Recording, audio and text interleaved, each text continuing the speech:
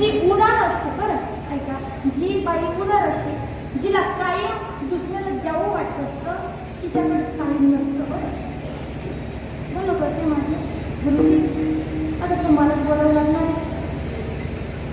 आपल्या काहीच नाही असं नाही ना, गौरी शब्दाच्या बाहेर बसतात तुम्ही, लांब सांगतात नाही का.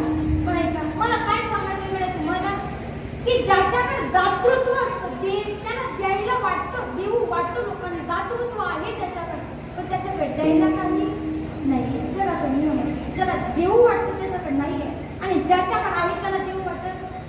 पण मला या गावाचं फार मोठं नका वाटलेलं आहे. आदरणीय बाबांनी इथं आल्याच्या नंतर सांगितलं ताई, हे जे काही आहे ते सगळं आमच्या गावाचं आहे.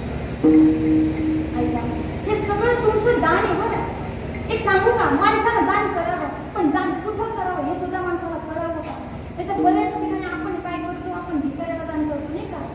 पण मला असं वाटतं की ते भिकाऱ्याला दान करूच नाही, कारण मुळात तो भिकारी नसतो, त्याची मागची हिस्ट्री आपण चेक केली नसते. बरं कारण सध्याच्या काळामध्ये जर विचार केला तर भीक मागणं हा त्यांचा धंदा आहे, बिझनेस.